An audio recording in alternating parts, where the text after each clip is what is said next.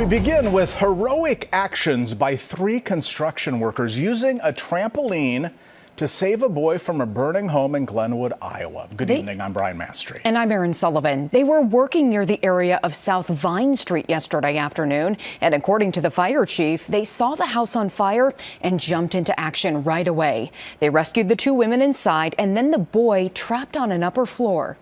Now, fire officials say the workers were injured in all of this, with one of them being taken to a burn unit in Lincoln. Today, our Ron Johnson talked with that man and one of the other workers. He's live in Glenwood at the scene tonight. What else have you seen out there this afternoon, Ron?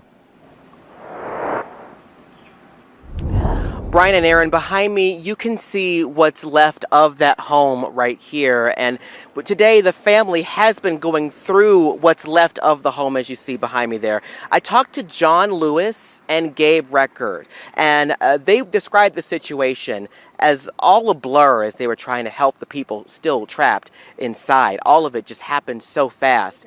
Lewis said the sound of a child in distress is what drew him and 2 of his coworkers into action on Monday. They rushed into the burning home through the front door and saved 2 people inside as another person tried to get themselves out.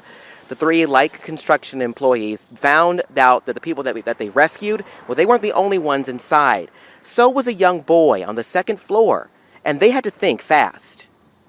So I grabbed a trampoline, and me and another friend took and scooted it over to the window, and it was black and with the flames and the smoke.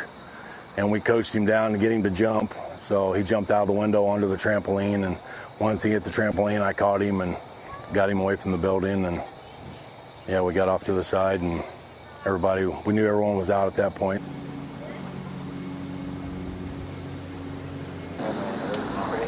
The construction workers were hurt in the incident with injuries to their face and eyes.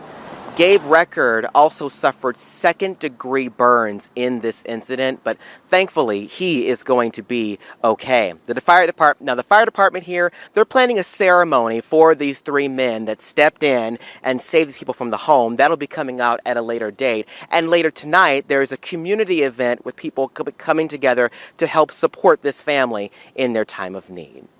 Live in Glenwood, Ron Johnson, First Alert 6. What quick thinking and selfless acts. Ron, thank you for sharing that.